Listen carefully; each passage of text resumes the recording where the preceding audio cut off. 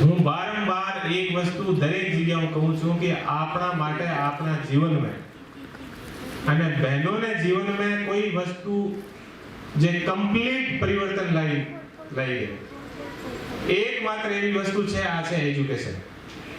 જેથી તમે ભણી લેશો અને તમે સારી જગ્યાએ જોબ લાગી જશો તો તમારા જીવનની બધી પ્રોબ્લેમ સોલ્વ થઈ જશે. તો તમને જ્યારે પણ ભણવાની તક મળે તો બીજી બધી વસ્તુ તમને કિનારે મૂકી દેવાની અને જીવનમાં બધો તમારો જે ધ્યાન હોય ઓ એજ્યુકેશન તરફ હોવું જોઈએ. આથી મોટી તમારે જીવનમાં કોઈ તક નથી અને તમારે જીવનમાં એવી કોઈ વસ્તુ નથી જે તમારે જીવનમાં ફેર લાવી શકે સિવાય એજ્યુકેશન. અને હું પણ તમારી સામે એક એક્ઝામ્પલ છું કે હું પણ એક ખેડૂતનો દીકરો હતો અને ભણવાને કારણે આજ તમારી સામે એ જે જામનગરના પોલીસ અધિક્ષકના રૂપમાં તમારી સામે ઊભો છું. હું ના ભણતો તો હું આજે તમારી સામે સ્પીચ માટે વિચાર પણ ના કરી શકતો. તો તમારે જીવનમાં પરિવર્તન લાવવાની એકમાત્ર વસ્તુ છે, આ છે એજ્યુકેશન. તો એજ્યુકેશનને ક્યારેય આપણે મૂકવાનો નથી. બીજી બે ત્રણ વસ્તુ ઓર મેં તમારા સામે એ જે પોલીસ અધિક્ષકના નાતે હું તમારા સામે રજૂ કરવા માંગુ છું. આજનો જે સમય છે આ સમયમાં અત્યારે આપણા સાહેબ કહેતા હતા કે સલામતી બધી વસ્તુ અમે લોકો કરી રહ્યા છીએ. તો પણ તમે અત્યારે જોવો છો કે બહેનો માટે ઘણી બધી પ્રોબ્લેમ હોય છે.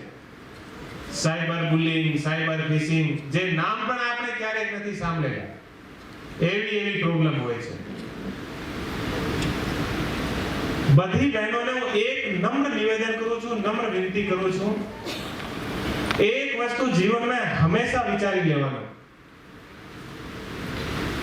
કે સોશિયલ મીડિયા જે હોય આ પર તમે કોઈ પણ કામ કરતા પહેલા વિચારી લેવાનો. પહેલી વસ્તુ તો તમને આ વસ્તુ વિચારી લેવાની સોશિયલ મીડિયા પર કે તમને કોઈ મફતમાં વસ્તુ આપવાનો નથી, તમને કોઈ ધન આપવાનો નથી. જ્યારે પણ તમને કોઈ ફરીની લાલચ આપે તો સમજી લેવાનો કે હવે તમે છેતરવાના છો. આ એકદમ 100% સાચી વસ્તુ છે.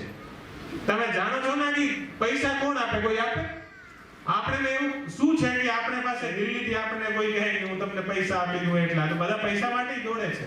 એ તમને શું કામ આપે પૈસા?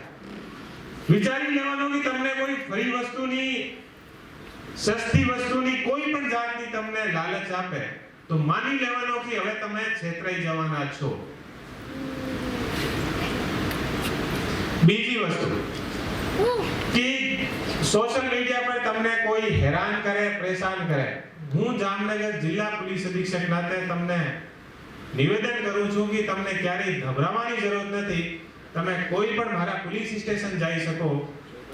ક્યારેય પણ પોલીસ સ્ટેશન જવાથી તમને ડર લાગે, મારા ઓફિસ તમે ક્યારેય પણ આવી શકો. પણ તમને કોઈ પણ જગ્યાએ ડરવાની જરૂર નથી.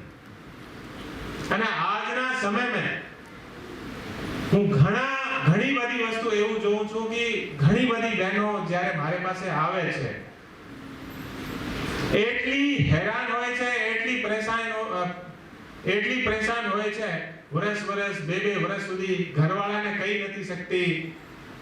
પછી બીજો કહે કે અમે પોલીસ સ્ટેશન જઈએ તો પણ ત્યાં મારાથી પર્સન સવાલ જવાબ કરે છે. હું અહીંયા આ બધાને સ્પેશિયલી એટલા માટે હું જ્યારે પણ બહેનોનો ક્યાંય પ્રોગ્રામ હોય એટલા માટે જાઉં છું કે હું જિલ્લા પોલીસ અધિક્ષકના નાતે તમને ખાતરી આપું છું કે તમને ક્યારેય પણ બીવાની જરૂર નથી. તમે જે નંબર અત્યારે કીધો હતો આ નંબર ઉપર કોલ કરો, ત્યાંથી તમને રેસ્પોન્સ ના મળે તો મારા ઓફિસ તમે ક્યારેય પણ આવી શકો. અને હું તમને આ ખાતરી આપું છું કે તમે મારા ઓફિસ આવી જશો તો વિધિન 1 કલાકમાં તમારી સમસ્યાનો સોલ્વ થઈ જશે.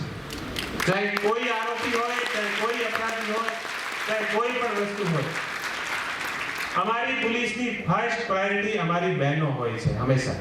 અને આ પણ હું તમને ખાતરી આપું છું કે અમે લોકો અને અમારી પોલીસ ક્યારેય પણ તમારાથી એવા કોઈ સવાલ જવાબ ના કરે કે તમે એવું શું કામ કર્યું, તમને શું કામ તમે સોશિયલ મીડિયા પર દોસ્તી કરી લીધી, એવું શું કામ કરી લીધો, તમે તો ખોટા છો, એવા છો, બધા છો, એવા કોઈ સવાલ જવાબ તમારેથી ના થાય.